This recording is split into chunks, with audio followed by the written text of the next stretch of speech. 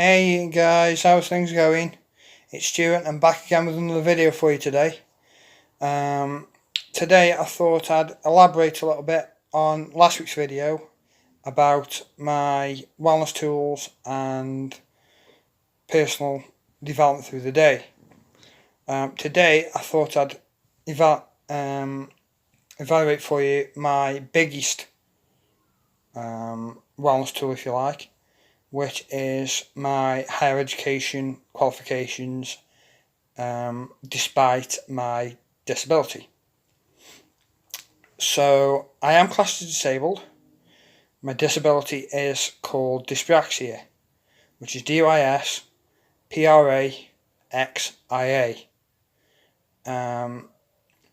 The condition can affect people in different ways. For me, it affected my coordination and my balance mainly. It also had a little bit more of a couple of perks to the condition, which is double jointedness, but I'm double jointed right through my body, not just one part, which in the sport world is a massive help.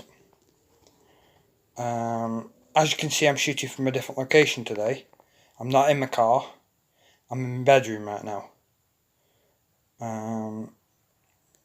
So anyway, besides that, the biggest thing is my qualifications as regards my wellness tools to look back on and enjoy mostly. And today I'm going to describe them for you. So, by the way, it's all higher education, college and upwards. No university, I didn't get that far. So it's all college and outside qualifications today.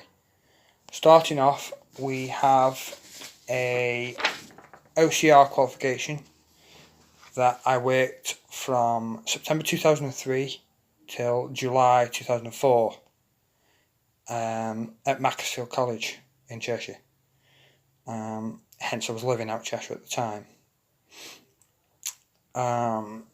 And basically it's quite a long-winded title, which is the OCR Level 2 NVQ in Sports, Recreation and Allied Occupations.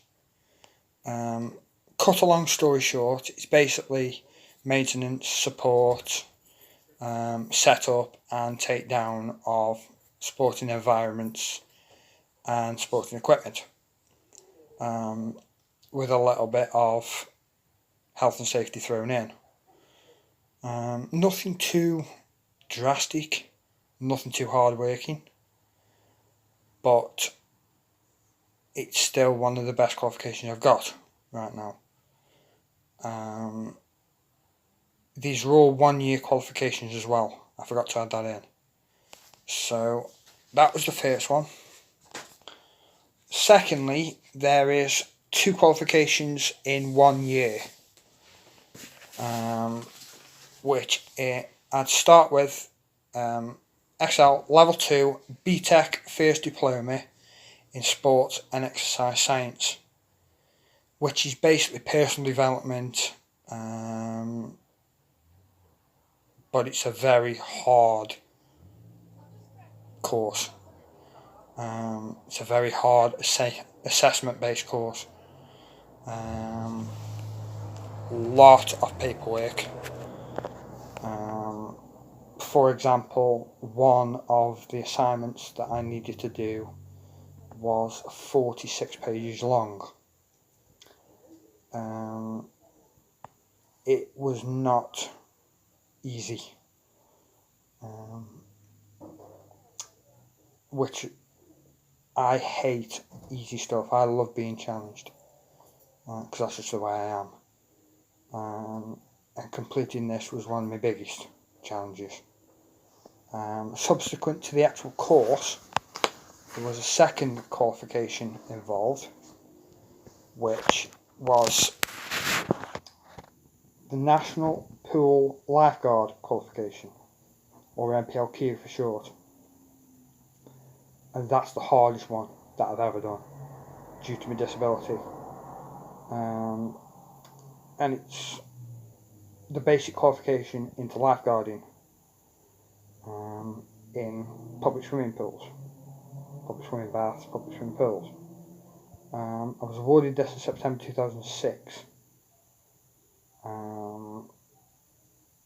but the reason it was 2006 was because I had to do the course 3 times over, because every time I hit test day for the actual qualification,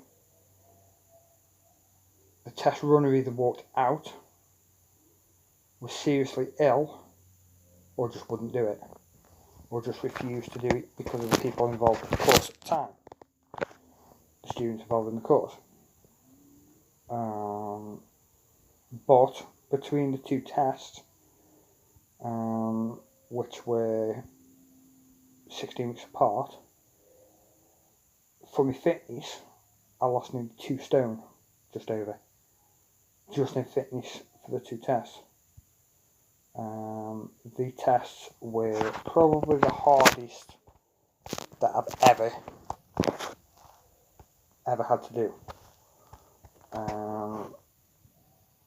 They were extremely difficult. Not particularly mentally wise, but physically wise, they were horrific to do. Just an example, there was 7 separate tests in one, which were swim types. Sinking brick was one of them. Fully clothed was another one. Sinking brick, fully clothed was another one. And there's 2 time swims to finish it off. Now the 2 time swims were 20 metres from the shallow end, 20 metres out, 20 metres back with a casualty. 20 metres back out and 10 metres back with a casualty.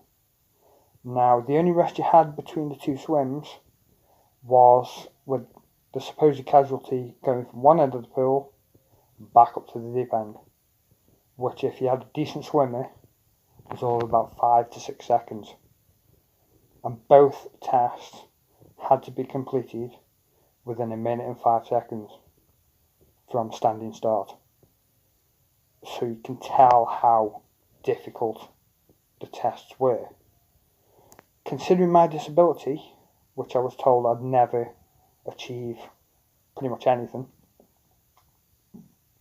pretty much just basically a low life, basically. Do nothing, can't do much, disability limited. To do that was exceptional for me, and was probably one of my most prized achievements during my educational time. Which leads me on to the next one, which is, we've now moved up in time scale now to 2011, so way out of college now, which was October to December of 2011, which was the Prince's Trust qualification. Now, the Prince's Trust is where people who are finding things hard, job-wise, vocational-wise, can take this course. You can only do it once, and it's where it gives them basically a sense of the self back, basically. They can learn things, go different places, just to basically socialise back into society again. A lot of scouts, like the Beavers, stuff like that, a lot of them sort of people usually take this course up because it's an outside based course, All voluntary, as far as I know anyway. A lot of volunteering goes on as part of the course. You just learn so much about yourself through the course. It was one of the best courses I've ever done, to be quite honest. It was one of the most funnest courses I've ever done. I made a couple of friends out of it. If I could do the course again, I'd do it in a heartbeat. It was one of the best things I've ever done, in regards to educational wise. And you have a big presentation at the end, which was quite entertaining at my personal course because of just how much banter there was in my particular group. It was one of the most fun courses I've ever done. So that's that one. And the last one, which was part of each course in some way or another, was the emergency first aid,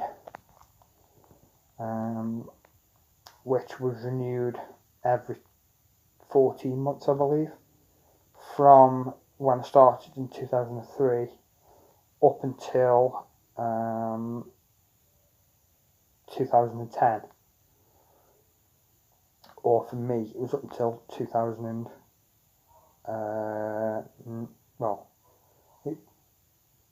I did start in 2010. I qualified in May of 2010.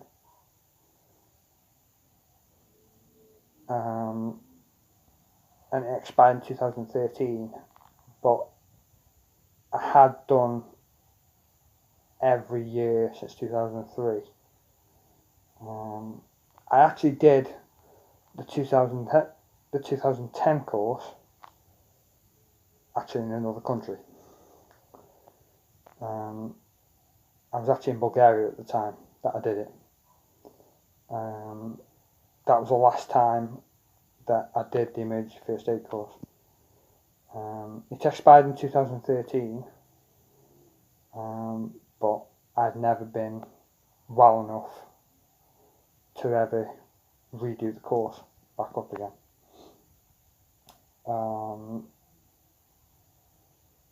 For me, looking back at them qualifications and looking back at how much work I had to put into them, it's quite frightening in a way, but it's also one of my best ever achievements and one of the proudest tools, wellness tools, that I can go to, besides the obvious, which I'll get into in a further video. But I think I'm going to wrap it up there. If you have any questions or you have any comments you'd like to leave, always feel free to leave them. I'm going to leave it there, and I will see you sometime next week. Enjoy the rest of your week and take care, guys. Bye now.